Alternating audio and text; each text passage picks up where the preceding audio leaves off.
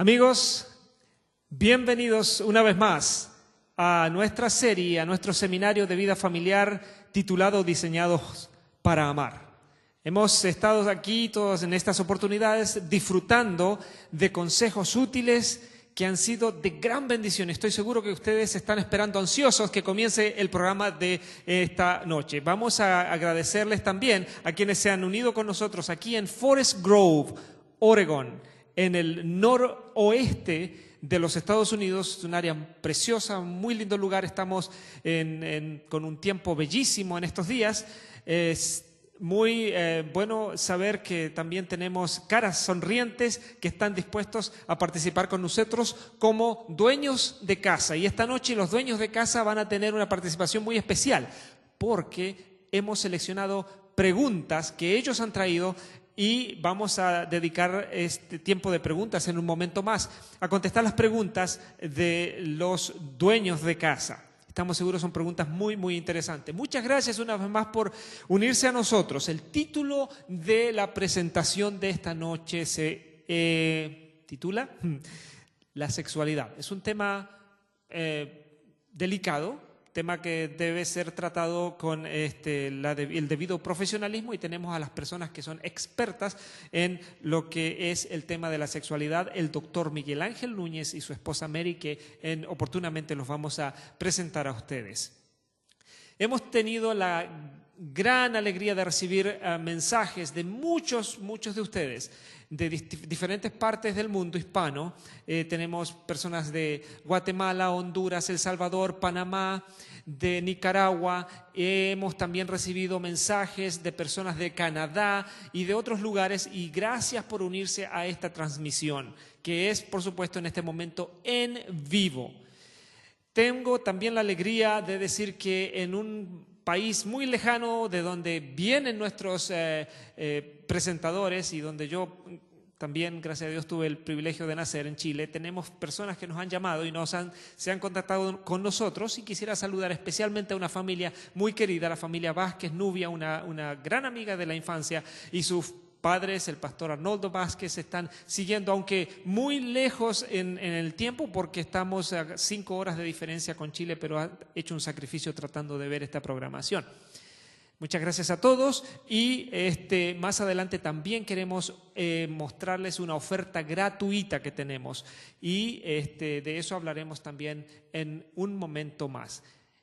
Y como lo estamos haciendo en todas estas ocasiones, queremos dedicar un tiempo a la oración. Y quisiera invitar a alguien que ha participado en este programa y que ustedes conocen. Es alguien que no solamente canta muy lindo, sino que también tiene un testimonio tremendo. Me refiero a Lisbeth. Gracias, Lisbeth, por estar aquí. ¿Cómo has sentido, cómo ha sido tu experiencia al estar con nosotros en este seminario? Ha sido muy linda. He aprendido mucho sobre las relaciones interpersonales, que creo que son muy importantes para conllevar una mejor vida cristiana. Muy lindo. Muy bien. Yo estoy seguro, Lisbeth, que también tu música es un aliento y una bendición para quienes están participando de este programa. Estoy seguro que el canto también llega de una manera muy especial, así que te agradezco mucho esa contribución tan grande y tan especial que tú haces a los programas de 3ABN Latino, y para que todos también reciban a través de la música un mensaje maravilloso de la palabra de Dios. En esta oportunidad quisiéramos invitar a nuestros amigos que se encuentran aquí en este precioso lugar, y también a ustedes que están en sus hogares a que se unan a nosotros en oración, y vamos a pedirles que los que están aquí se pongan de pie, y vamos a dejarle estos momentos para que Lisbeth nos guíe en oración. Oremos. Padre nuestro que estás en los cielos, te damos infinitamente gracias por el privilegio y la oportunidad que nos das de compartir tu mensaje a través de 3ABN, y gracias, Señor, por tus bendiciones, y gracias por la bendición que nos has dado al tener al pastor Núñez con nosotros, y te pedimos que en este momento nos ayudes a abrir nuestros corazones para poder aprender más de lo que Él nos trae hoy. Quédate con nosotros y por favor perdona nuestros pecados. En Cristo Jesús lo pedimos todo. Amén. Muchas gracias, Lisbeth. Muchas gracias. Muy bien.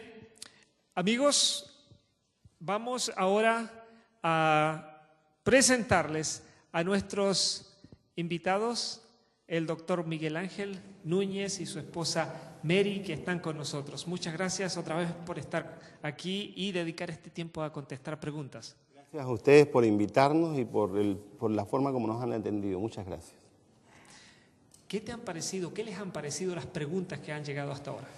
Bueno, nos han llegado muchas preguntas. Yo estaba contando en la mañana y tenemos más o menos unas 90 preguntas y es difícil seleccionarlas. Por eso mismo me he puesto a contestar preguntas a través del blog, que vamos a darlo en algún momento del programa.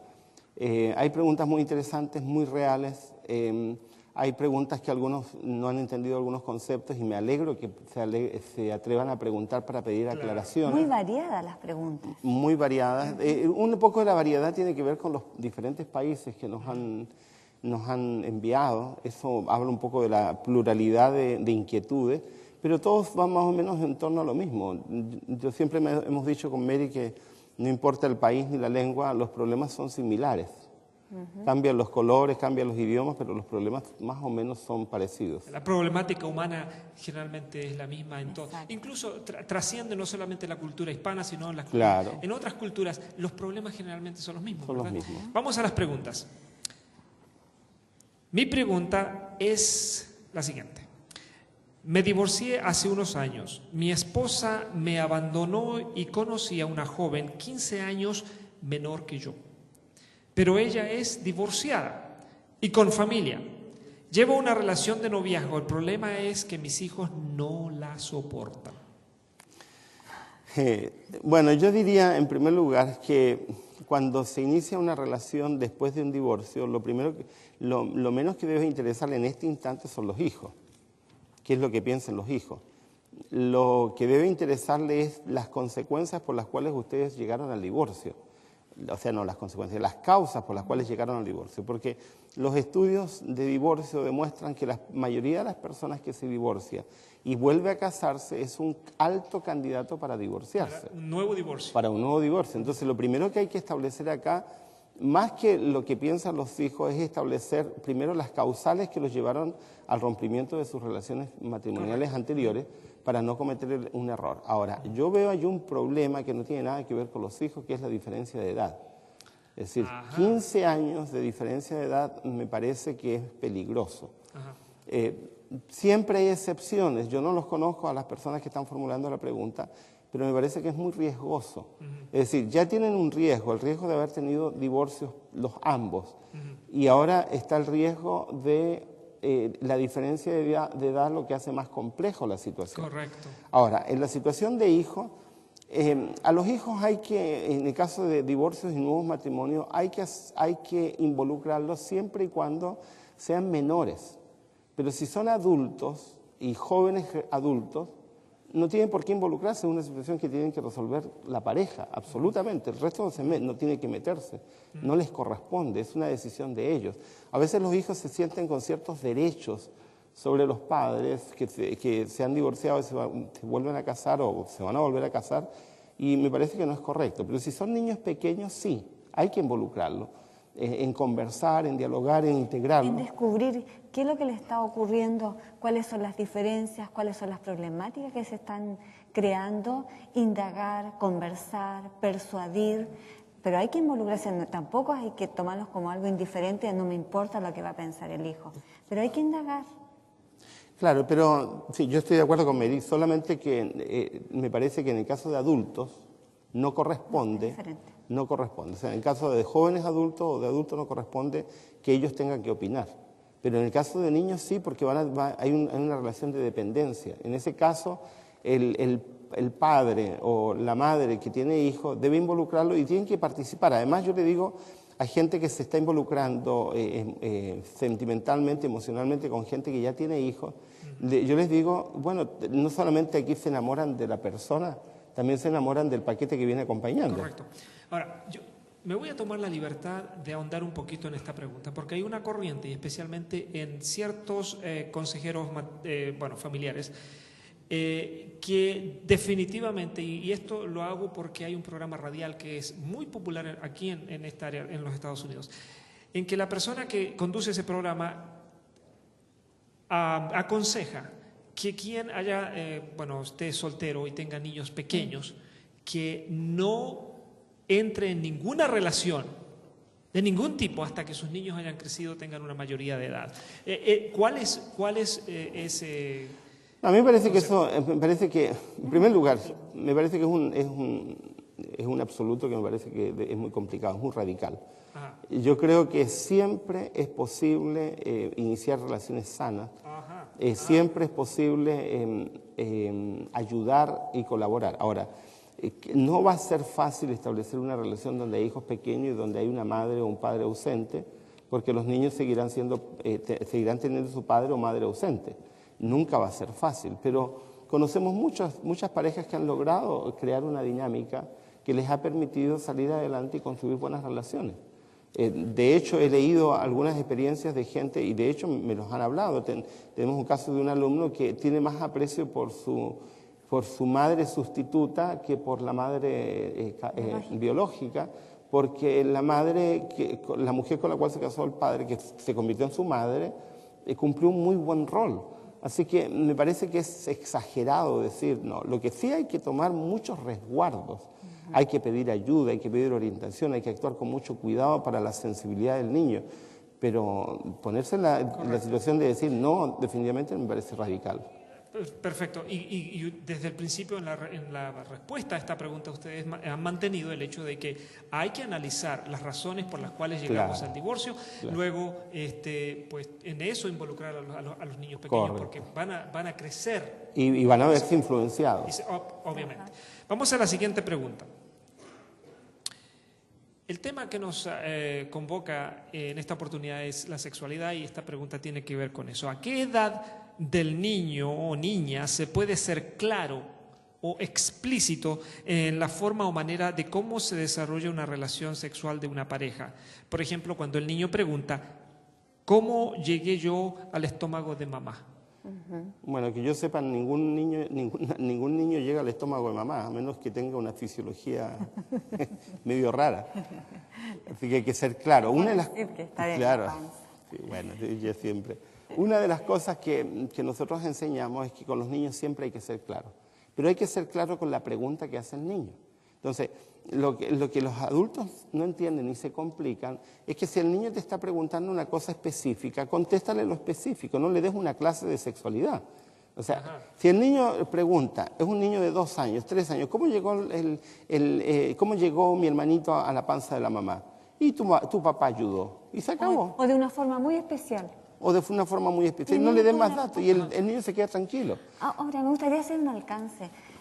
Hay una pregunta bien específica sobre la venida de los hijos, pero la educación sexual, para ampliar un poquito más esta respuesta, se da desde que un niño nace, por decirlo así. Desde un comienzo nosotros debemos enseñarle, tener una educación sexual hacia ellos para que puedan tomar la sexualidad de una forma natural, llana, transparente y limpia. Ahora, el punto aquí clave son las preguntas que los niños van haciendo. Los padres no deben asustarse con las preguntas, porque si un padre o una madre se asusta con la pregunta de un niño, lo que hace es condicionar al niño a que no le pregunte más. O que está preguntando algo fuera de lugar. O que está preguntando algo feo. Y además no hay ninguna pregunta que sea fuera de lugar. Claro. Muy bien. Yo creo que hemos ahondado lo suficiente, pero las preguntas son tan importantes, tienen realmente un fondo y podemos dedicar mucho tiempo, y claro, lógicamente. Pero tenemos otra pregunta. Tengo un esposo poco expresivo en sus afectos. Le gusta que yo sea cariñosa, pero a él le parece de poca importancia dar flores, halagar, etc. Y yo soy infeliz con esta forma de ser de él. No, o sea, el hombre exige, pero no da. Solo que yo ahí tiene que ser medio cuidadoso. Hay algunas mujeres que están embebidas o, digamos, mareadas con ideas románticas transmitidas por las telecebollas o por esas otras tonterías culturales, y creen que el amor solamente se expresa a través de flores o de halagos. Entonces yo le preguntaría a esta señora, le haría otra pregunta. ¿Este hombre es responsable en su forma de ser como esposo? ¿La trata bien? Sí. ¿Trata bien a los hijos? ¿Es cuidadoso con ella? Es proveedor. Es proveedor. Entonces, a veces con ese romanticismo mal enfocado, creemos que hay una sola forma de expresión. Sí. Entonces, es probable que ella se esté perdiendo las expresiones reales de su esposo porque está teniendo expectativas en un área que el esposo no va a tener. Entonces, lo primero que debería analizar es qué es lo que hace su esposo. Porque si su esposo es responsable, si su esposo la trata bien, si su esposo es una persona amable, si su esposo no es violento, eso también es expresión, eso también es hablar. Entonces, las personas aprenden. Hay algunos que han aprendido a expresar y otras personas que no. Hay algunos que son ocurrentes, que tienen unas ideas extraordinarias y otros que no se les ocurre nunca. No se nos ocurre. Ajá, no, venga. Y no significa en absoluto que la persona esté siendo no expresivo. Correcto. Entonces ella debería en primer lugar apreciar lo que su esposo es, no lo que ella está esperando por ese embobamiento romántico que transmiten las telenovelas y el mundo contemporáneo. Ahora, tú dijiste una palabra que me parece clave, esperar. Claro. Que muchas veces nosotros esperamos que el otro reaccione o que haga algo, ¿verdad? Claro. Y de pronto tal vez nosotros debiéramos ser los que iniciamos o, ¿no es cierto? Propiciamos el... Claro, pero en este caso, en vez de ser infeliz, ella debería preocuparse un poco por saber qué está haciendo el esposo. Y en otros casos hay que enseñar, hay que decir, porque de pronto a las personas no se les ocurre. No podemos decir, yo soy así, no voy a cambiar, Claro. o así me criaron. No, está la posibilidad de cambiar, de aprender a expresar. Ahora yo tengo una pregunta, ¿qué son las telecebollas? Las telecebollas son las telenovelas mexicanas, venezolanas, chilenas, peruanas, que lo único que hacen es tergiversar el verdadero sentido del amor. Pero, le llamo telecebolla porque lo único que hacen es llorar. Con y la llorar, cebolla uno llora. Todo dramático y todo es grito, llanto, tragedia, angustia. Telecebolla. Aclarada mi duda, de ahora en adelante ya sabemos lo que es una telecebolla. Este Bueno. concepto acuñado en el Sí. programa Diseñados para Amar. Muy bien, tenemos más preguntas, por supuesto, y aquí hay una, dice, pastor, ¿cuál es la importancia o el modelo de mamá y papá para el hijo o la hija? ¿Puede afectarles en sus decisiones personales o confundirles? Me imagino que lo que está preguntando si el buen modelo o el mal modelo puede confundir a un hijo. No, está bien. Los niños no aprenden solo por palabras y dicho en un buen sentido, los niños aprenden menos por las palabras que por el ejemplo que los padres muestran. Es decir, lo que causa mayor impacto en la vida de las personas es las acciones, lo que ven. De hecho, el niño hay una serie de palabras que no entiende. Ajá. Pero sí los niños alcanzan a percibir gestos, actitudes, formas de ser, etc. Yo le doy estos ejemplos. Quiero que mi hijo sea honrado. Quiero que mi hijo no diga mentiras.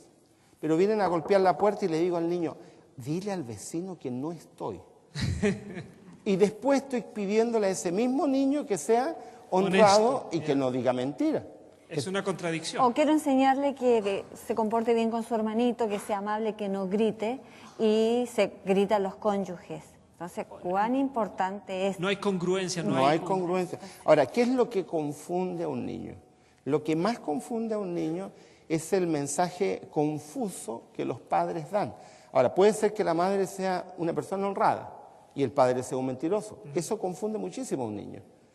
Puede ser que el padre tenga actitudes de nobleza y la madre sea una gritona, chillona, etc. Esas cosas terminan por confundir y terminan por hacer muy difícil el desarrollo de un niño. Ahora, nosotros hemos dicho acá que no existe determinismo. El hecho de que tengamos malos modelos no significa que nosotros somos candidatos a repetirlo. Lo que sí implica es que hay más probabilidades que repitamos el mal modelo, a menos que haya habido ayuda o haya habido un modelo alternativo, ya sea un profesor, un familiar, etcétera, que me muestra una contraparte y me dice, sí, mis padres no están actuando bien, pero por lo menos tengo modelos que me muestran la diferencia, algo distinto. De hecho, todos nosotros somos herederos, ninguno de nosotros nació colgado en un árbol, nacimos de familia, así que nuestras familias han dejado improntas, sellos en nuestra vida, algunos que ni siquiera tenemos plena conciencia de lo que son. Qué interesante. El modelo siempre deja una marca, Claro, una huella. aunque no queramos. Correcto. Y nosotros en nuestro diario vivir. Y es bueno aclarar una cosa también, no solamente los padres, y esto es bueno para una familia en una iglesia. Lo que hagamos los adultos, no importa que no seamos los padres de los niños, pero lo que los niños ven de nuestras actitudes como adultos en una familia de iglesia, por ejemplo, puede llegar a afectar. Es decir, el niño es como una esponja, todo lo que observa, todo lo que ve, lo absorbe. Quisiera llegar un poquito más lejos en eso, por la trascendencia que tiene. Cuando uno de los cónyuges, uno de los padres no es cristiano y el otro sí, los hijos más confundidos quedan. A veces terminan no creyendo en nada porque ven la incongruencia entre sus padres. Así que también es un punto bueno de destacar. Importante destacar. La última pregunta para esta noche. Soy una mujer sola y mi pregunta ¿es correcto que una hija estando casada le pida dinero para pagar sus gastos y no pide cantidades pequeñas? Soy blanda y cedo y mando cuando puedo. También cuando me pide dinero me pide que no le diga nada a su esposo.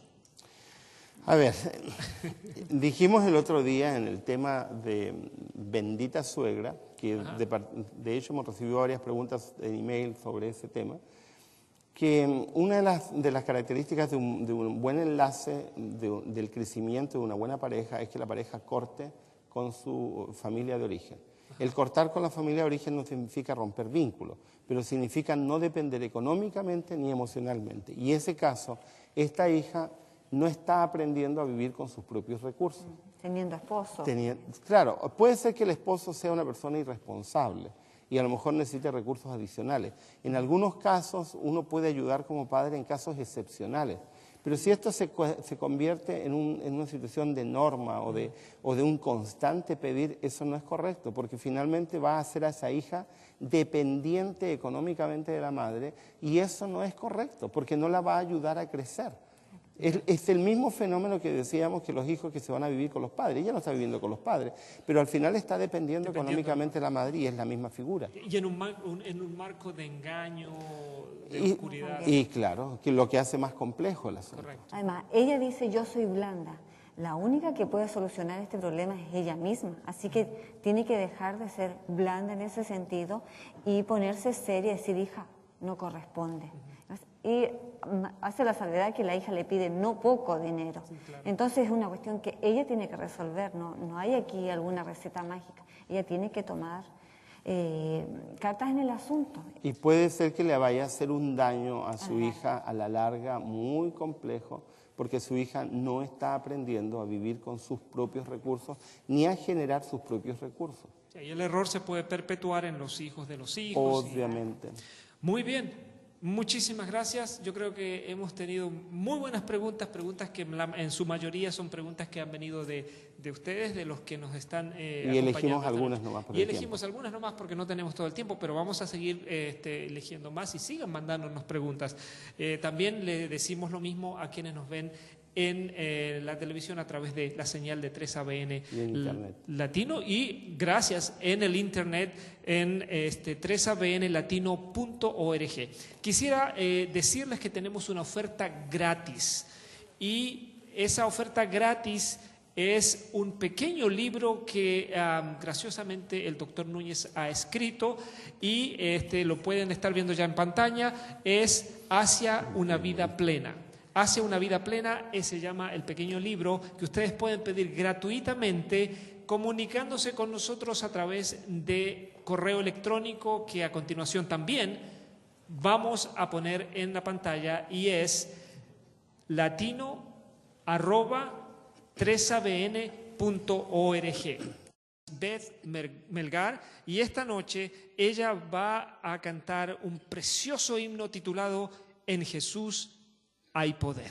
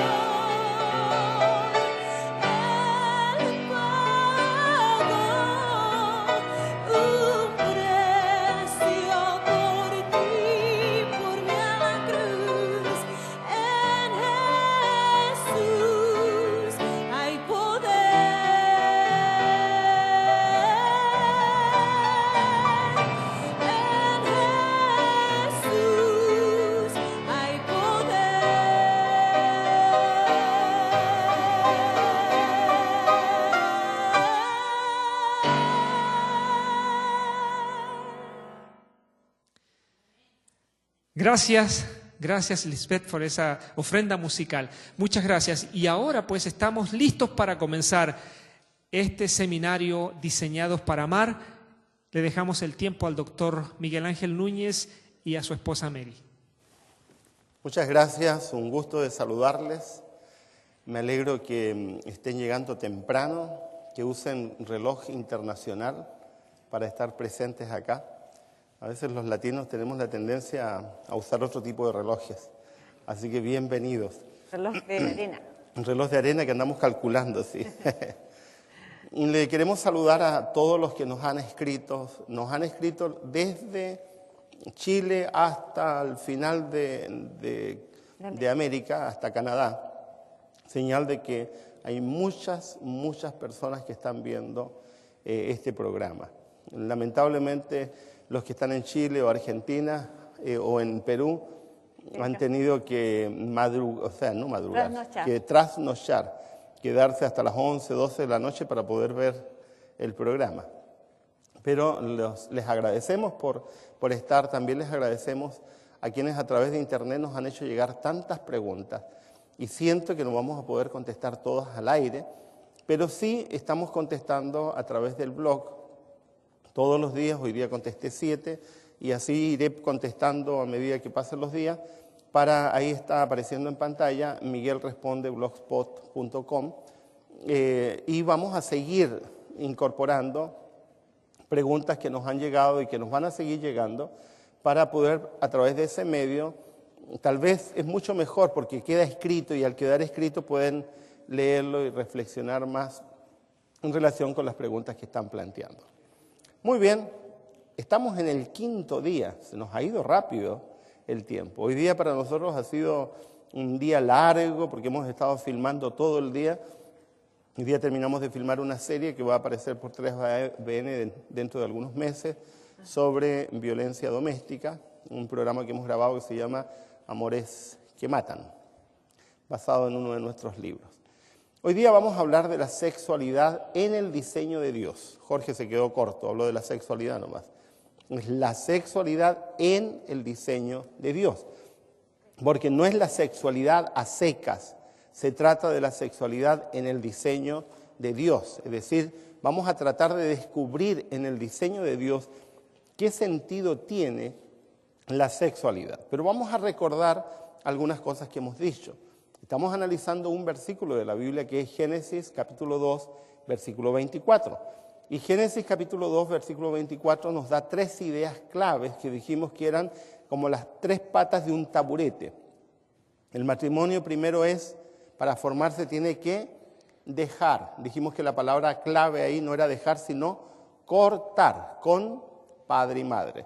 Luego dijimos que la segunda característica era unirse a su esposa. Y dijimos que eso era un símbolo del amor. Y finalmente el texto habla de ser uno. Dijimos que ese texto habla de 3 aspectos.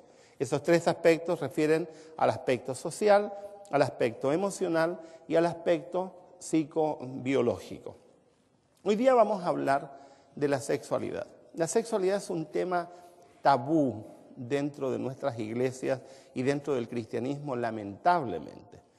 ¿Has escuchado temas sobre sexualidad en la iglesia, Mary? Tú que tienes genes adventistas. Y de muchos años. La verdad es que no se habla de ese tema, Miguel Ángel. Sermones, 1 o 2 por ahí, pero no se hace sermones sobre sexualidad. No es común. Yo recuerdo un incidente vivido en Buenos Aires, en Argentina, donde un día predicamos sobre sexualidad, un día sábado en la mañana, y alguien me dice muy ofuscado. Mandó un papelito. Claro, y después a la salida nos dijo medio ofuscado, ese no es tema para la iglesia, háblenlo en otro lugar. O también no es tema de sábado. O no es tema para el sábado, o no es tema para un sermón de la iglesia. Y nosotros nos sonreímos. No vamos a reírnos de eso, pero nos sonreímos porque eso de alguna manera está expresando un sentido de nuestra cultura religiosa, que nos ha transmitido la idea de que hay ciertos temas que no tienen lugar entre nosotros. ¿Será que se toma que la sexualidad es feo, es malo, es sucio. O sea, se ha tergiversado el significado de la sexualidad. Y eso tiene una raíz. Esa concepción que Mary presenta no es casual. Eso viene desde mucho tiempo atrás, viene desde la Edad Media, cuando se introduce en el cristianismo una idea de que el ser humano está formado por dos secciones que no tienen relación entre sí, lo carnal y lo espiritual. Lo que solemos llamar en el pensamiento filosófico dualismo. Y supuestamente en esa concepción que viene no de la Biblia, sino que viene del pensamiento griego y mucho más atrás viene de filosofías orientales, supuestamente lo espiritual es superior y lo carnal es inferior. Ahora, lo carnal no se refiere solamente a relaciones sexuales, No, sino que se refiere a todo a lo... la alimentación, todo. al ejercicio. Entonces, ¿por qué tendríamos que separar una de esas secciones carnales en que no son correctas o son vergonzosas? Bueno, en la Edad Media se transmitió la idea de que todo lo que tenía que ver con el espíritu era bueno y se relacionaba con Dios. Y todo lo que tenía que ver con la alimentación, con la salud del cuerpo, tenía que ser inferior y dejado a un lado. Y en eso entró la sexualidad. Y se hicieron incluso divisiones de pecados. Pecados veniales y no veniales, pecados más graves que otros, y da la casualidad que los pecados más graves están relacionados con el cuerpo, lo cual supuestamente tiene que ver con una tergiversación, pero si ustedes leen la Escritura, en la Escritura no hay tal cosa como esa. De hecho, la concepción alma y cuerpo que aparece en la Biblia está mal traducido. De hecho, la palabra alma no aparece en la Biblia. No me miren asustados porque la palabra alma es una palabra no de origen bíblico. La Biblia simplemente dice otra expresión y no usa la palabra alma como algo esotérico, algo volátil, sino que la Biblia se refiere simplemente al ser humano y lo habla en términos integrales. Entonces el concepto de decir una alma que se entregó a Dios no corresponde. No corresponde. Pues, a mí me da mucha risa cuando bautizamos almas en las iglesias porque pareciera que bautizamos espectros, fantasmas. Y me preocupa mucho ese pensamiento porque ese pensamiento nos hace olvidarnos que esas, entre comillas, almas, son personas que tienen estómago, yo digo, claro, que tienen necesidades, que son individuos, y no estamos bautizando algo esotérico, espiritual. Ahora, la Biblia no hace dualismos, la Biblia no hace división de espiritual y carnal.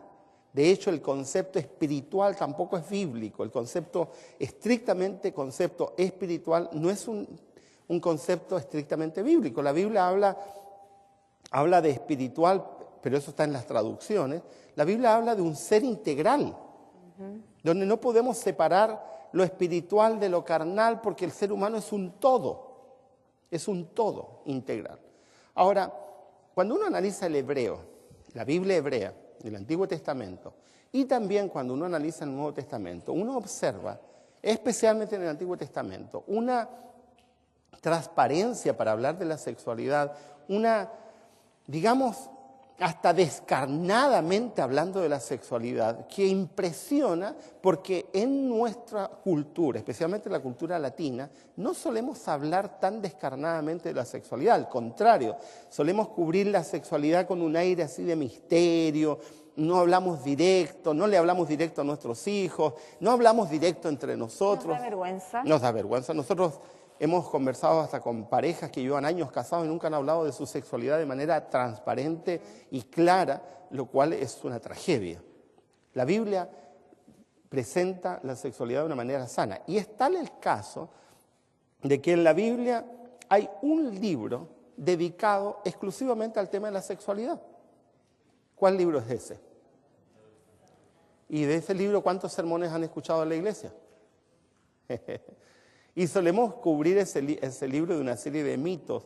Nosotros con Mary hicimos un programa también para 3ABN sobre un análisis de Cantar de los Cantares, 15 programas, y mucha gente nos ha escrito y muchos se sorprenden al observar que Cantar de los Cantares no habla de lo que supuestamente se hablaba. De hecho, la mayoría de las versiones, y en inglés y en español no es muy lejano, han cubierto con un manto de sombra el Cantar de los Cantares, introduciendo una serie de expresiones que no son del libro o simplemente no las han traducido tal cual aparecen. Yo tengo una traducción hecha en español de un hebraísta especializado en hebreo que le interesó el libro de Cantar de los Cantares como literatura y lo traduce y algunas cosas son para enrojecer o poner colorados a algunos que no están acostumbrados a leer con tanta transparencia el Cantar de los Cantares. Cantar de los Cantares es una crítica a Salomón. Cantar de los Cantares no lo escribió Salomón. Algunos de los cantos, de los poemas son de Salomón. Otros no son de Salomón porque no corresponden a Salomón, son de épocas diferentes a Salomón. Ahora, no tenemos tiempo aquí para tratar esos detalles de Cantar de los Cantares, pero podemos dar 2 o 3 elementos. Se mencionan ciudades, por ejemplo, que no existían en tiempos de Salomón, así que difícilmente Salomón podría haberse referido a esas ciudades si no existían.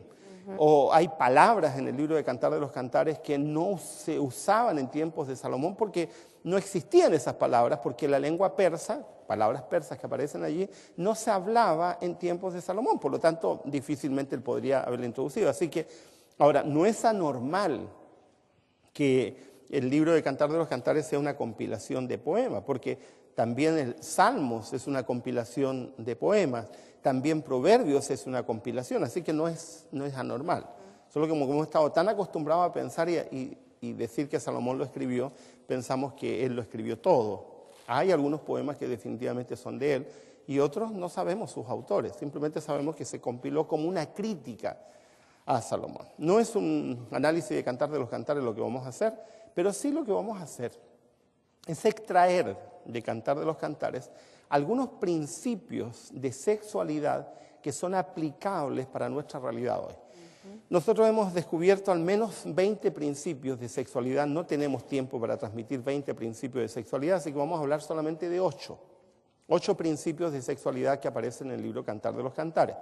En uno de mis libros hemos expuesto y estamos terminando un libro sobre Cantar de los Cantares que vengo escribiendo hace años, que no termino de escribirlo porque siempre aparece algo nuevo y bueno, los que somos escritores nunca estamos contentos, así que estamos siempre agregando algo y hay algunos libros que son eternos y el libro de Cantar de los Cantares para mí ha sido eterno, el comentario. Vamos a analizar algunos de los principios, 8 principios. Primer principio. El primer principio que podemos observar, y yo quisiera invitarlos a los que están en sus casas y los que están en nuestra iglesia hoy, que anoten. La memoria está en la punta del lapicero, lo que no se anota se olvida. Primer principio, la sexualidad es buena. Dice el texto, cuán hermosos son tus amores, hermana, esposa mía. Cuánto mejores que el vino tus amores y el olor de tus ungüentos que todas las especias aromáticas. Como panal de miel destilan tus labios, oh esposa, miel y leche hay debajo de tu lengua. Cantares 4. ¿Cómo sabe el que está escribiendo que hay miel y leche debajo de la lengua de la esposa? Porque lo ha probado. ¿Sí? Porque le dio un beso con lengua y sintió la lengua de su esposa, porque de otra manera no va a estar inventando. O sea, aquí hay una naturalidad en expresar que a nosotros no estamos acostumbrados a hablar con esa naturalidad, pero el texto lo transmite. Miguel Ángel, me gusta la expresión que habla de esposa mía, de amiga mía. Claro. Está en un contexto esa ternura y esa expresión de la sexualidad. Correcto. O sea, está dentro de un contexto. Y de ese contexto viene uno de los principios que hemos elaborado. Ahora, fíjense una de las cosas interesantes de Cantar de los Cantares. La sexualidad es buena, no es mala. Claro. O sea, no hay nada, yo mencionaba un solo versículo, pero no hay nada en Cantar de los Cantares que me muestre la sexualidad con sospecha. Para empezar, Cantar de los Cantares nos habla de Cristo y la Iglesia, como fue la interpretación introducida en la Edad Media. Cantar de los Cantares nos habla de un hombre y una mujer, que no es Salomón, sino que es la tsunamita y su esposo, que es un campesino. Salomón, digamos, es ese otro tema ahí, pero nos está hablando de una sexualidad buena. Es algo bueno, es agradable, es bueno. No hay nada de sospechoso en la sexualidad, de acuerdo a cómo lo presenta Cantar de los Cantares. Un segundo principio que elabora el texto, y que es un principio muy, muy interesante, yo quiero ser bien explícito en la expresión. Ya Mary adelantó algo. El texto nos sugiere en todo Cantar de los Cantares que la sexualidad es solo para parejas heterosexuales. Todas las referencias de Cantar de los Cantares a la sexualidad son a un varón y a una mujer. Esposa mía, esposo mío, amiga mía, amigo mío, novia mía, novio mío, etc. Miguel Ahora, Ángel, perdón, se me ocurre que es bueno hacer el énfasis que al ser la sexualidad buena, es sano que nuestros hijos vean expresiones de cariño, porque ahora sexualidad no solamente es tener relaciones sexuales, Sí, correcto. sino que es relación de hombre y mujer en expresiones de cariño, expresiones verbales, expresiones físicas. Y es bueno que los hijos vean esas expresiones en sus padres. correcto. Esa interconexión. Ajá. La sexualidad no solamente es relaciones sexuales en los términos que habitualmente hablamos. Estamos hablando también de la vinculación de personas de diferentes sexos, empezando por el padre y la madre. Ahora, yo quiero ser bien claro en esto del planteamiento que la Biblia hace de que la sexualidad es solo para parejas heterosexuales. Ustedes conocen muy bien que hay un movimiento internacional del cual los grupos cristianos no estamos exentos de sostener de que la homosexualidad es parte del plan de Dios, o al menos tendríamos que ser flexibles para aceptarlo. Yo creo que tenemos que ser cautos en esto. La Biblia trata a la homosexualidad de una forma explícitamente sosteniendo que es una conducta pecaminosa. Ahora, no significa que tengamos que tener nosotros conductas homofóbicas. No. Una conducta homofóbica es odio o rechazo a una persona O homosexual condenación. o condenación. Eso no nos corresponde.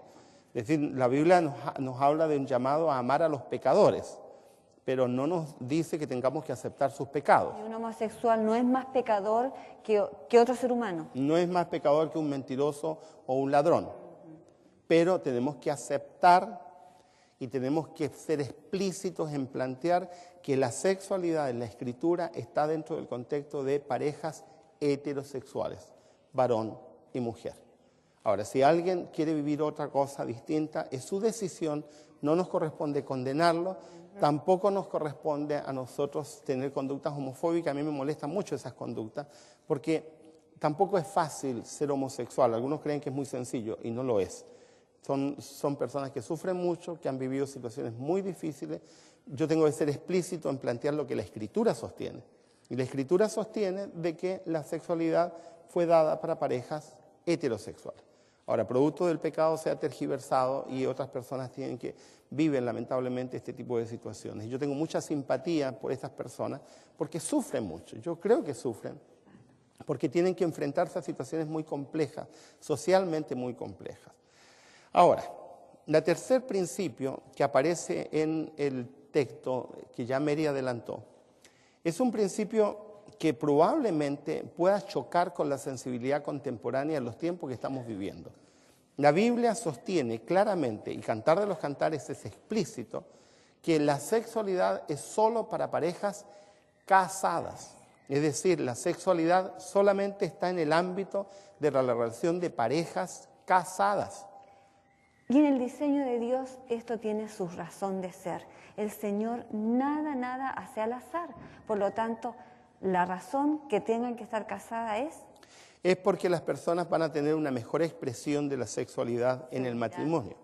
Ahora, hay jóvenes aquí presentes y seguramente hay jóvenes viéndonos a través de televisión o de internet, y algunos ya se han comido la torta antes del cumpleaños y estarán diciendo, y bueno, ¿y qué hacemos nosotros? Bueno, la situación es que hoy día estamos viviendo un mundo donde creemos que la sexualidad tiene que ser vivida en cualquier momento, y no es así. ¿Por qué? Hay dos elementos que necesita la sexualidad para que crezca de manera sana, para que se desarrolle de manera plena y armoniosa.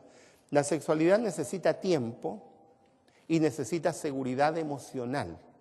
Y eso no se logra en sexo casual, ni se logra en relaciones sexuales premaritales de gente que no tiene compromiso de por vida. En primer lugar, un adolescente, un joven o alguien que tiene sexo casual de lo que menos tiene es tiempo. Y segundo, carecen de seguridad emocional. Nadie llega a la plenitud sexual de la noche a la mañana. Esto es un proceso. proceso que lleva años Y por en eso muchos se da casos. dentro del matrimonio. Y por eso se da dentro del matrimonio, porque supuestamente el matrimonio te da seguridad emocional y supuestamente tienes tiempo para desarrollarte sexualmente con tu pareja, con tu esposo o tu esposa en un proceso normal de crecimiento como pareja. Llegar a una sexualidad plena no se consigue en la luna de miel. No, ese es Todo un un mito. proceso. Ese es otro de las tonterías de las telecebollas. Mi esposa me ha retado tantas veces que usa la palabra tontería, pero me parece una tontería. Una tontería de las telecebollas que te transmiten que en el primer encuentro sexual tuvieron plenitud sexual. Eso es mentira, no es así.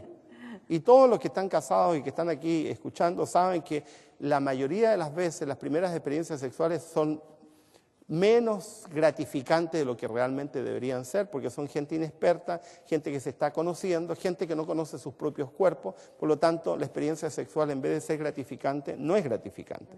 También las películas tergiversan mucho lo que es la relación sexual. Ah, claro. Los jóvenes que no la han experimentado y están viendo, se creen un cuento, que no es así. Y se cree en el cuento que la relación sexual viene después del café y que es algo totalmente normal y totalmente, perdóneme, pero no es así. Y me da mucha pena. Escribimos un libro que se titula El amor verdadero espera. Y yo creo que el amor verdadero espera. Porque las personas que esperan finalmente logran disfrutar su sexualidad de una manera mucho más plena, de una manera mucho mejor en términos de crecimiento como individuo, como persona. Tienes un mejor desarrollo como individuo. Muy bien. Cuarto principio que elabora el texto bíblico. El cuarto principio es que la sexualidad se vive en igualdad. Y aquí vamos a chocar con la sensibilidad machista, y los machistas presentes no se me asusten, pero lo que voy a decir está en la Biblia, no lo inventé yo. La Biblia dice, por ejemplo, en este texto, mi amado es mío y yo suya. Fíjense en qué situación se pone la mujer en ese texto. En situaciones de igualdad. Ahora, durante mucho tiempo se ha transmitido en Occidente y en el mundo latino especialmente que el que manda en la cama es el macho y que el único que interesa que tenga placer sexual es el varón y la mujer no interesa. Eso no es bíblico. La sexualidad se vive en términos de igualdad. Ahora, cuando la Biblia plantea el concepto de que la sexualidad se vive en términos de igualdad, también se vive en otros aspectos. La mayoría de los varones latinos que yo conozco quiere casarse con mujeres vírgenes, pero ninguno de ellos, o muy pocos, se preocupan de su propia virginidad. Y yo creo que aquí el asunto es igualdad para ambos. Si estoy pidiendo castidad, también tengo que llegar casto. Ahora, perdón, Miguel Ángel, pareciera que se da a conocer que el hombre es el que tiene que disfrutar más y que la mujer es la que tiene que soportar más la relación que el hombre y que no está llamada tanto a disfrutar. Me llegó una pregunta donde, que no es la primera vez que la recibo, donde se dice, yo a veces no quiero con tanta regularidad tener la relación sexual, lo dice una mujer, pero mi esposo insiste, se queja, que yo no lo atiendo bien, pero a veces yo no quiero, no tengo ese deseo que pareciera que él lo tiene con más ímpetu. ¿Qué podemos decir al respecto? Que los ritmos sexuales de los varones y las mujeres suelen ser diferentes y que deberíamos entender y comprender que si nos casamos en primer lugar para respetar a una persona y tenemos que respetar. Aquí hay una cuestión de respeto. Yo quiero ser muy tajante en decir esto. Algunos se casan y se creen con derechos sexuales.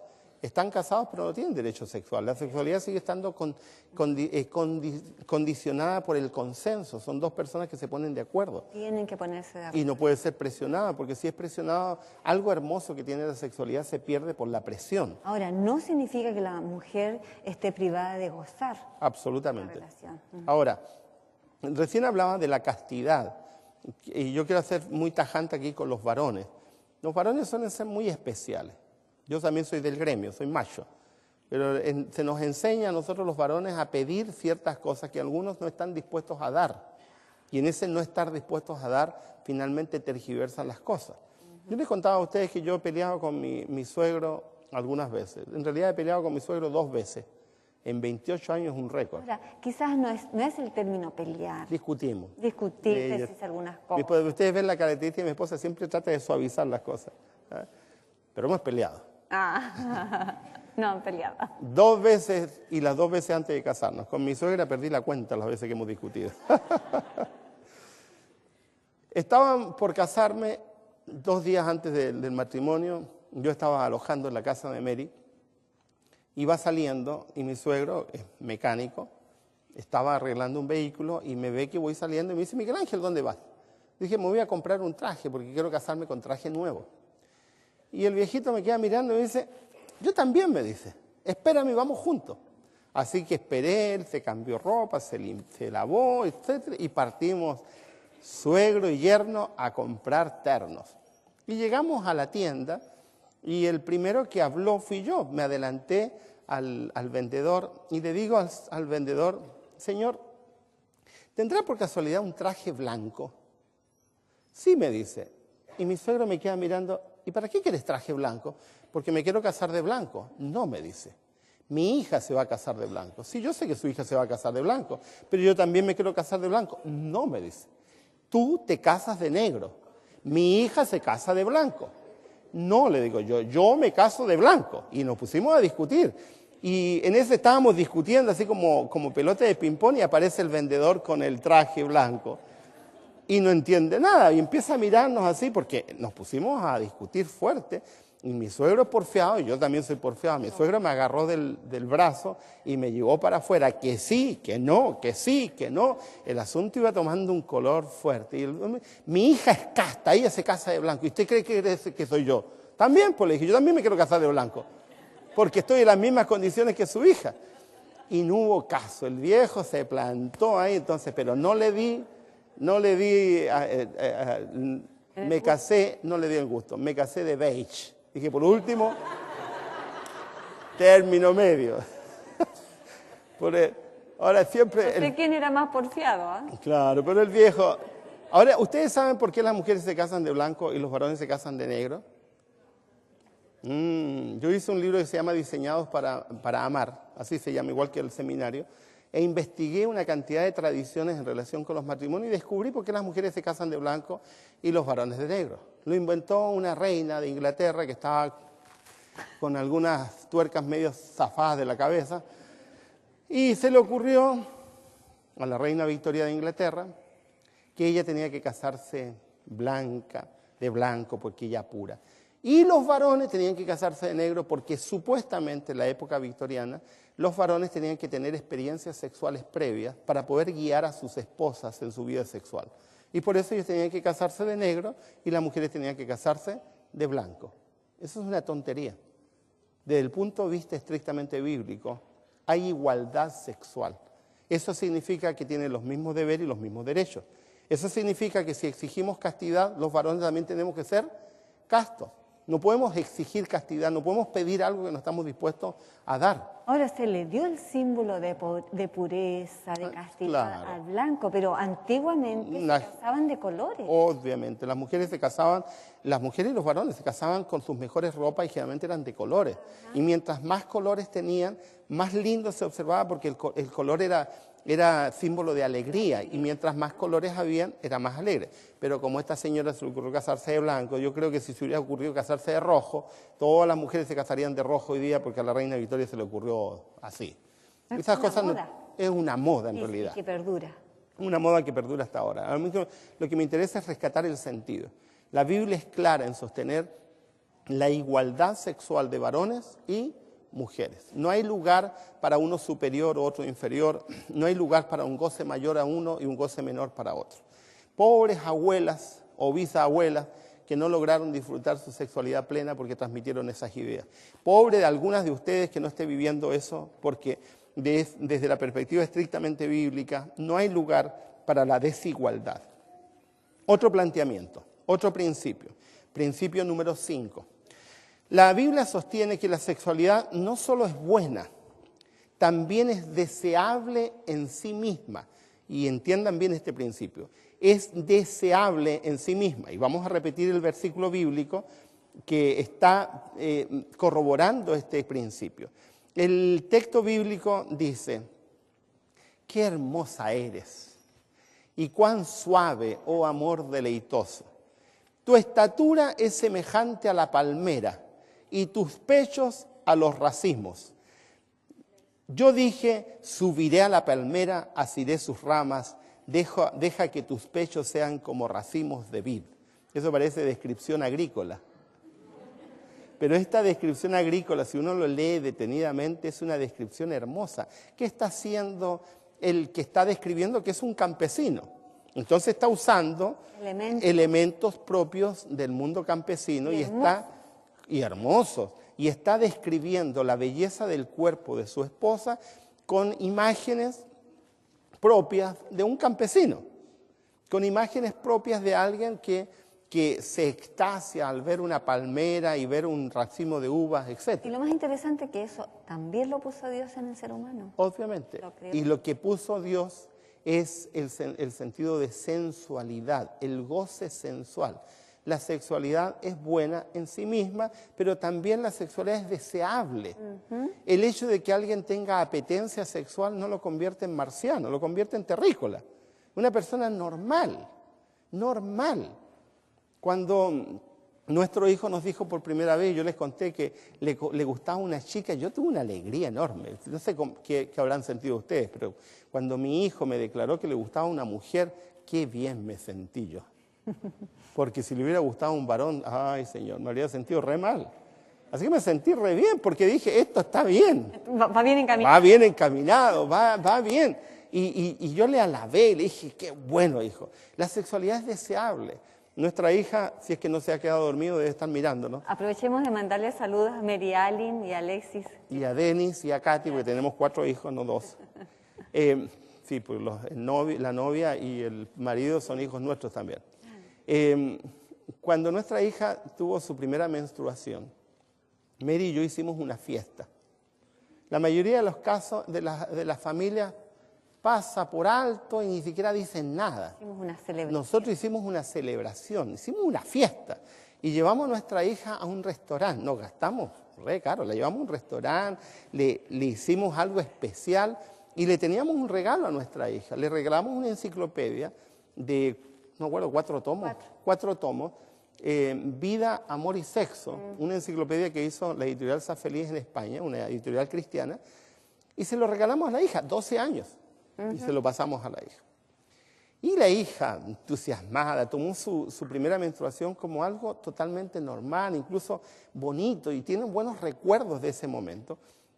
El asunto fue empezar a leer la enciclopedia. Y empezó a leer, y la hija algunas cosas entendía y otras cosas no entendía, pero a medida que iba pasando el tiempo, nos iba preguntando, etc. El problema no lo teníamos nosotros con la hija, lo teníamos con los amigos que nos visitaban. Y llegaban y encontraban a la hija de 12 años leyendo una enciclopedia sobre sexualidad. Y dice, ¿cómo pueden permitirle a la niña que esté leyendo tal cosa? Y nosotros reaccionábamos con mi esposa diciendo, ¿y cómo pueden ustedes no hacerle leer a sus hijos libros que los orienten? Con nuestra hija conversábamos, dialogábamos, hablábamos hasta el día de hoy. Y nuestra hija fue creciendo de manera natural con el tema. Nuestro hijo también. Qué lástima que algunos transmitan la sexualidad sin términos, tomando como algo extraño. El otro día yo me reía con unos colegas en la universidad porque decía, ay, estos chicos, lo único que están pensando es en enamorar. Y yo dije, ¿qué te crees si esto no es asilo de ancianos? Es una universidad. Están con las hormonas que les salen hasta por las orejas. Además, es una etapa que nosotros vivimos. Es una etapa normal. Qué bueno que estén experimentando eso y qué buena oportunidad que lo digan porque nosotros podemos guiarlo, orientarlo, porque la sexualidad es deseable en sí misma. Es un don de Dios. Hay que orientar. Hay que orientar, hay que guiar, no hay que reprimir, porque la represión lo único que hace es generar gente reprimida sexualmente y que finalmente va por caminos equivocados. Pero la función es guiar, orientar, porque la sexualidad es buena en sí misma. Yo quisiera, no los voy a interrogar uno por uno, pero quisiera preguntarles cuándo fue que hablaron con sus padres sobre sexualidad. Poner aquí los jóvenes que están aquí, y algunos se sonríen. Hablaron con ellos, sus padres se sentaron a dialogar, les contestaron sus preguntas, les dijeron, hijo, ¿tienes alguna duda? Algunos creen que somos como pajaritos, que todo es espontáneo, pero no es así. Los pajaritos nadie les enseña porque es instintivo, pero yo no soy pajarito. Medio pajarón seremos de pronto, pero pajaritos no. Somos seres humanos y como seres humanos necesitamos dirección, instrucción, orientación, apoyo. Yo fui criado por una madre soltera, que se crió con 5 hijos porque nuestro padre se mandó a volar, como muchos por ahí en Latinoamérica. Y yo recuerdo con mucho cariño a mi madre que compró unas revistas de sexualidad y se sentaba conmigo y leía conmigo y me iba instruyendo. Entonces yo tenía incorporado en mi vocabulario términos de sexualidad técnicos. Y cuando en el colegio preguntaban, yo recuerdo un profesor, ¿y dónde sacaste esa palabra? Es decir, yo pensé que todo el mundo sabía esa palabra, entonces yo la usaba con toda naturalidad porque mi madre me leía y estudiábamos. Fue muy natural. Qué lástima que en algunos hogares no sea natural. Qué lástima que los hijos cometan tantos errores porque los padres no los han guiado de la manera que debían guiarlos. O que les cambian el nombre a órganos sexuales o algunos otros hechos y que llamen la atención, y que los niños ignoren cuál es el nombre correcto. Pajarito, pirulín y una cantidad de tonterías que transmitimos a los hijos. ¿No se dice eso en televisión? Sí se dice. Yo asistí a un seminario de profesionales en una universidad, un seminario que duró 6 meses sobre sexualidad. Y yo recuerdo un taller que nos hizo hacer uno de los especialistas que estaba trabajando con nosotros. Todos los que asistíamos éramos profesores, psicólogos, médicos, enfermeras, éramos gente profesional. Y de pronto nos pasan a todos hojas de papel, de esas para envolver grandes, y nos pasan plumones, lapiceros grandes. Y nos dicen, nos hicieron sacar las mesas, las sillas, dicen, siéntense en el suelo en grupos de A4.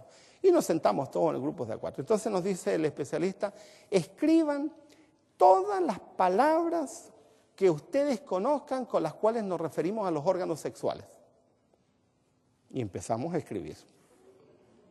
Al principio con cierta vergüenza, y después algunos se soltaron y empezaron. Y aprendí una cantidad de palabras que en mi vida había escuchado referidas a los órganos sexuales.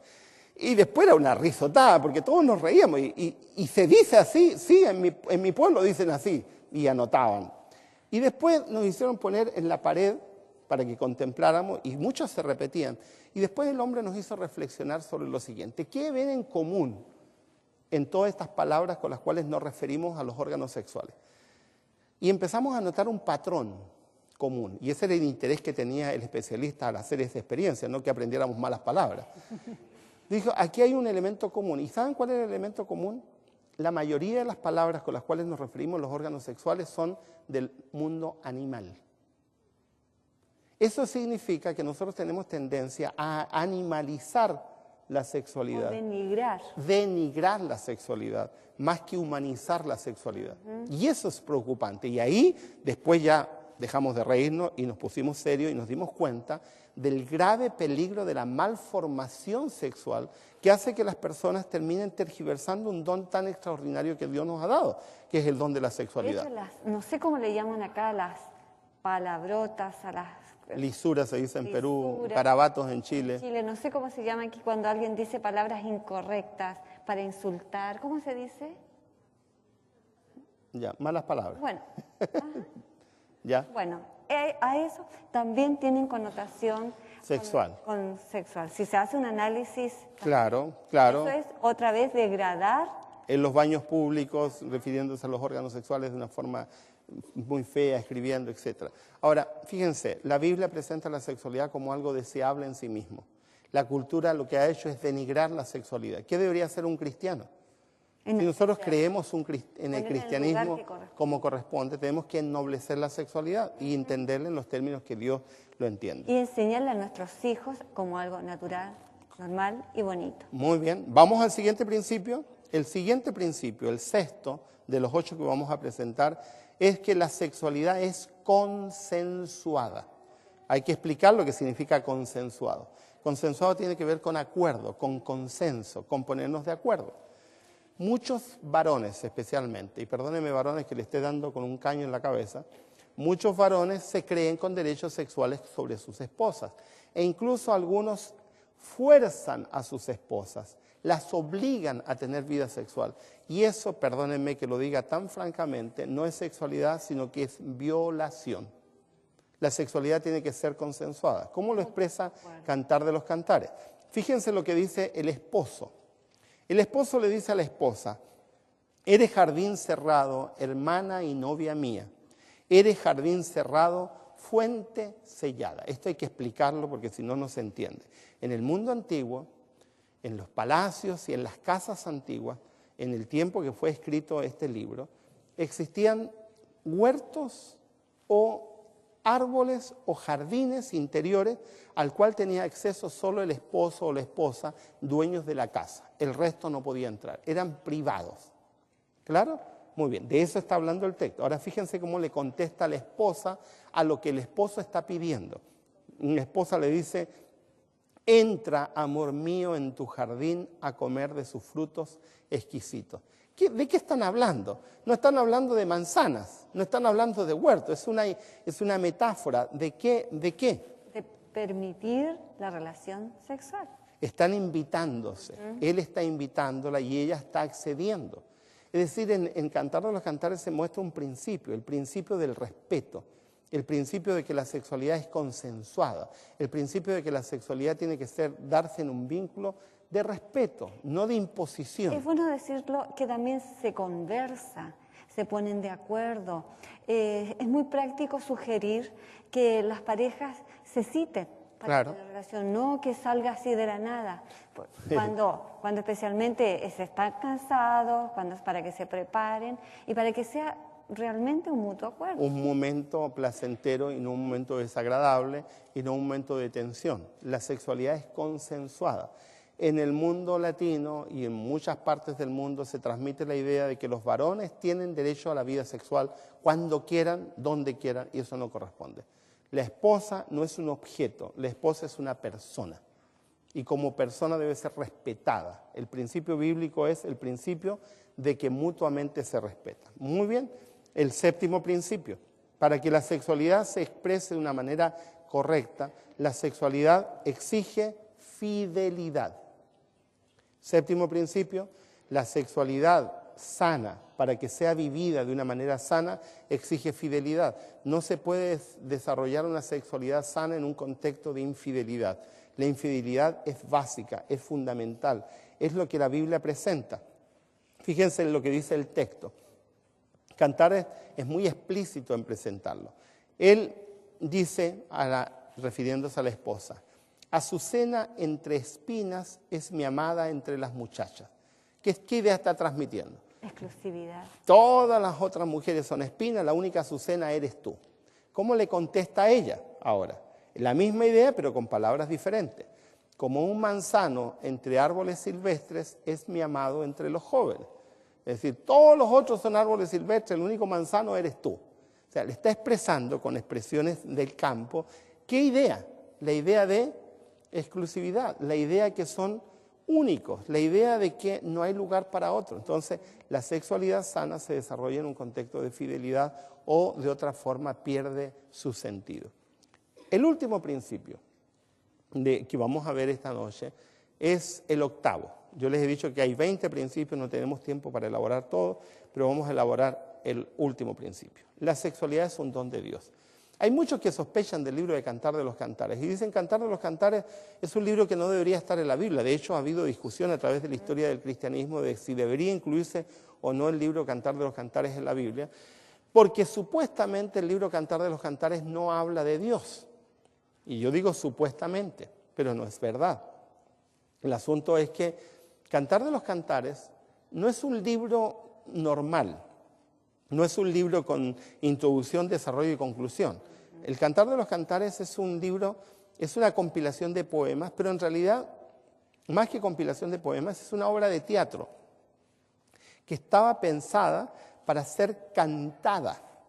Se ha perdido en la historia la música de Cantar de los Cantares, aunque hay una tradición en Israel hasta el día de hoy de algunos que preservan una música que supuestamente pertenece al Cantar de los Cantares. Y se representaba. En Cantar de los Cantares habían personajes. Estaba Salomón, estaba la Tsunamita, estaba el esposo de la Tsunamita, que es un campesino, estaba el coro de los solteros y el coro de las solteras. Y entre todos hacían la obra y participan otros personajes secundarios, que son los soldados, que son los hermanos de la Tsunamita, etcétera, que son personajes secundarios. Pero todos actúan cantando, es una especie de opereta, ¿ya? Ahora, el libro te va llevando hasta el clímax. Y el clímax del libro se observa en el capítulo 8, y el capítulo 8 hay que explicarlo. La Tsunamita es una campesina que está en el campo. Salomón sale a pasear, la observa y no encuentra mejor idea que raptarla. La rapta y la lleva al templo, al palacio. Y ella está casada. Y ahí se comienza un drama. El primer versículo de Cantar de los Cantares, que no es el versículo 1 de Cantar de los Cantares, sino el versículo 2 del capítulo 1, dice, oh, si me besara con besos de su boca. Es una exclamación de angustia. Y luego de añoranza. Y todo el libro habla de la añoranza de ella, de su esposo, y habla de la angustia de él por su esposa y la búsqueda. Él empieza a buscarla. Y todo el libro transcurre en la búsqueda de él y la angustia de ella. Y en algún momento ella huye del palacio. Y en el momento en que huye del palacio, dice el texto, es encontrada por los soldados la maltratan, incluso hay algunos que sugieren que el texto sugiere algo más en el texto. Y finalmente, en ese intertanto, él aparece, el esposo de ella, que es un campesino, y se encuentran. Y cuando ellos se encuentran, aparece el rey y los observa. Y esa es la ironía de Cantar de los Cantares, que el rey con todas sus mujeres nunca ha logrado vivir lo que vive esa pareja de campesinos. Y en ese texto, y en ese contexto, dice, si alguien diera todo lo que tuviera para comprar ese amor, de verdad lo despreciarían. Y viene el texto que vamos a leer a continuación de Cantares 8:6, donde se expresa el verdadero sentido de la sexualidad y se muestra qué es lo que significa la sexualidad. En la Reina Valera del 60 lo traduce de esta forma: porque fuerte como la muerte es el amor y duros como el Seol los celos, sus brasas son brasas de fuego, potente llama. Lamentablemente el texto no está bien traducido. La traducción correcta nos da otra versión y vamos a leer la otra versión. En este caso, la Biblia de Jerusalén lo traduce correctamente. ¿Cómo lo traduce la Biblia de Jerusalén? Dice, saetas de fuego, sus saetas, una llama ¿de quién? De Yahvé. ¿Qué es lo que te está diciendo el texto? ¿De dónde viene ese amor que ellos tienen? De Dios. De Dios. De Dios. En el clímax del libro, ¿qué es lo que hace el autor del texto de Cantar de los Cantares? Recordarnos que la sexualidad es un don que proviene directamente ¿de quién? De Dios. De Dios, de Dios. Dios es el hacedor de la sexualidad. Dios es quien nos ha provisto la sexualidad. Por lo tanto, nosotros podemos vivir la sexualidad dentro de un contexto sano si entendemos que la sexualidad es un don de Dios. Recapitulemos entonces. Antes de que hagas esa. Es bueno y es uno de los propósitos también invitarlos a despertar en ustedes el interés de leer, Cantar de los Cantares bien, con detención, sacándose algunos mitos que se han transmitido para que descubran lo que nosotros hemos descubierto en ese libro, que es muy hermoso, está lleno de sensualidad, mucho de relación de pareja, y los invitamos para que ustedes les entre la curiosidad y vayan a estudiarlo. De hecho, nos anunciaron que 3ABN va a hacer un compacto de todos los programas que hicimos de Cantar de los Cantares para poder distribuirlo, porque hay mucha gente que lo pide. Ahora, sería interesante que hicieran lo que dice Mary, leer. Ahora leer con otros ojos Cantar de los Cantares y darse cuenta de que hay algo hermoso que está transmitiendo, que es la hermosura de la vida sexual vivida en el contexto del matrimonio.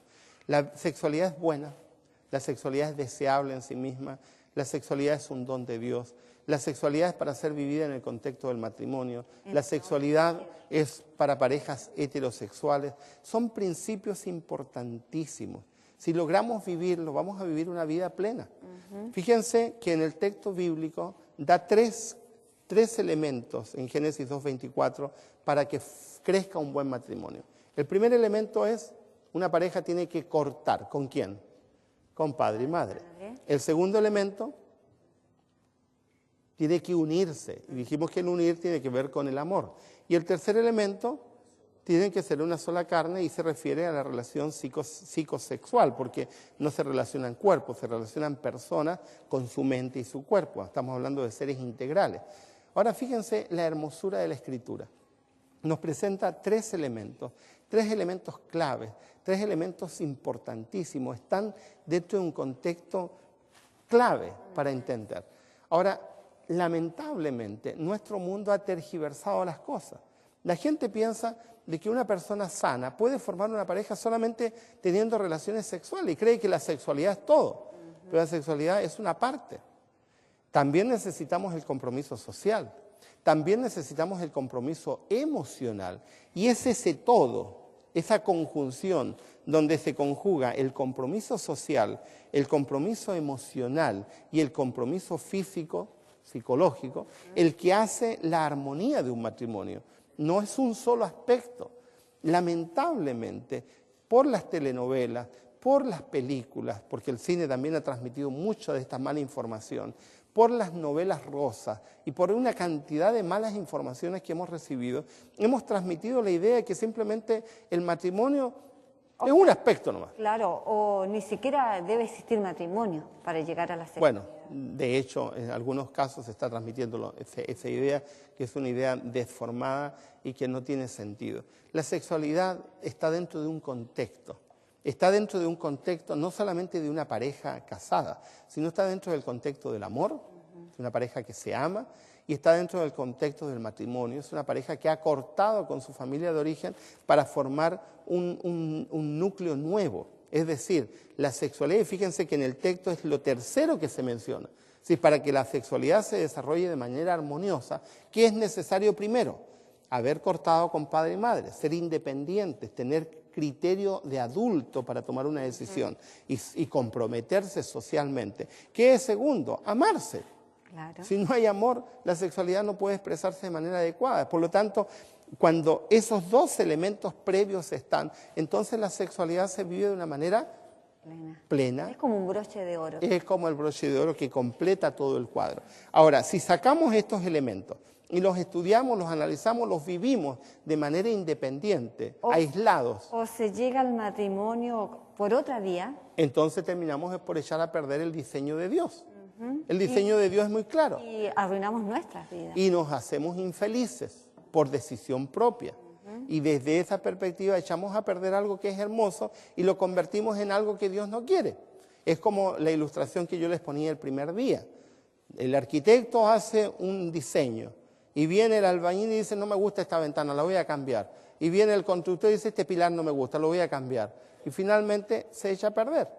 Chile es un país que tiene muchos temblores y muchos terremotos. En Chile tenemos cada 5 años un terremoto fuerte. Y en Chile existe un dicho. Cuando se termina de construir una casa, la gente dice, bueno, vamos a ver si aguanta el temblor. O el terremoto. Claro, o el terremoto. O sea que la casa está bien construida después del temblor. Antes no sabemos. Ahora, hubo un terremoto hace algunos años, nosotros estábamos viviendo en Chile, y es muy raro que cuando hay terremotos en Chile se caigan edificios, porque la mayoría de los edificios son antisísmicos. Pero se cayó uno, en Viña del Mar. Se vino abajo un edificio y se empezaron los juicios, porque no es común que se caiga un edificio. Y empezaron todos los juicios y empezaron a analizar qué pasó y de pronto descubrieron que la culpa de por qué se cayó el edificio fue del constructor. Porque el constructor empezó a robar y empezó a poner no la cantidad de cemento que tenía que poner, no la cantidad de arena, que alteró las mezclas, alteró el diseño. Y cuando vino el remesón, el edificio se vino abajo. Alteró las indicaciones. Alteró las indicaciones del arquitecto. Entonces, si hubiera respetado las instrucciones del arquitecto y hubiera construido el edificio con los materiales adecuados y la manera que correspondía, entonces habría venido el temblor y el edificio se mantiene en pie. Tomemos la misma ilustración y apliquémosla para el matrimonio. Si seguimos las instrucciones de Dios, si vivimos dentro del diseño de Dios, si hacemos lo que Dios nos ha pedido, cuando venga la crisis, cuando venga el remesón, el matrimonio se va a mantener estable. Pero si no seguimos las instrucciones de Dios, entonces la cosa no funciona. Hoy día me llegó una pregunta que aprovecho de contestarla. Me dice una señora, me casé porque me obligaron a casarme, porque estaba embarazada. Nunca quise casarme, pero me casé. Soy una mujer infeliz. Mi esposo es infeliz. Ni él vive feliz, ni yo vivo feliz. Y nos mantenemos casados de manera infeliz porque tenemos un niño que nos ata. Y me da mucha pena cuando recibo ese tipo de preguntas, porque no es ahora que me hacen esta pregunta, muchas veces he recibido una pregunta parecida. Qué triste, el matrimonio no es así. Podríamos evitarnos tantos dolores, tantas aflicciones si vivimos el diseño de Dios. Los planteamientos que la Biblia hace, el diseño que Dios ha establecido, no es para que seamos infelices, es para que seamos plenos, para que hagamos las cosas bien. Ahora, quiero terminar con una voz de esperanza para los que se equivocaron. Eso es importante porque no todo está acabado. Ahora, si alguno de ustedes se comió la torta antes del cumpleaños o no hizo las cosas como correspondía, la Biblia nos da esperanza. Y hay una gran esperanza. Yo escribí una novela sobre un personaje bíblico que a mí me impresiona mucho. ¿Se acuerdan de Rahab? ¿Quién era Rahab? ¿Quién era Rahab? No, van a cambiar el discurso. La próxima vez que les pregunten no digan lo que dijeron porque no saben. Lo que dijeron eso es porque no estudian la Biblia. La próxima vez que les pregunten quién es Rahab van a decir lo siguiente. Rahab es la abuela de Jesucristo. La esposa de un príncipe. Cambien el chip. Rahab es la abuela de Jesucristo. Lean la Biblia, no lo inventé yo, está en Mateo capítulo 1. Es la abuela de Jesucristo. Si Rahab, habiendo sido una prostituta, fue rescatada y restaurada para convertirse en la abuela de Jesucristo, todos nosotros tenemos esperanza. Amén. Cualquier persona que se haya equivocado puede ser transformada. Yo no creo que Rahab ni en sus mejores sueños se imaginó que alguna vez iba a estar en la genealogía de Jesucristo como la abuela del Mesías. Y es la abuela del Mesías. Y qué hermoso, porque eso nos da esperanza. Te equivocaste, no te desesperes. Porque si te equivocaste, tienes esperanza. Porque Rahab es nuestra esperanza. Ella fue redimida, fue rescatada, cualquiera de nosotros puede ser rescatado. La sexualidad es un don de Dios hermoso. Te equivocaste, haz todo de nuevo con la gracia de Dios y puedes vivir de manera plena. Tenemos que aprender que era Dios que nos podamos orientar, podamos ser guiados, podamos vivir nuestra vida matrimonial como Dios quiere que lo vivamos.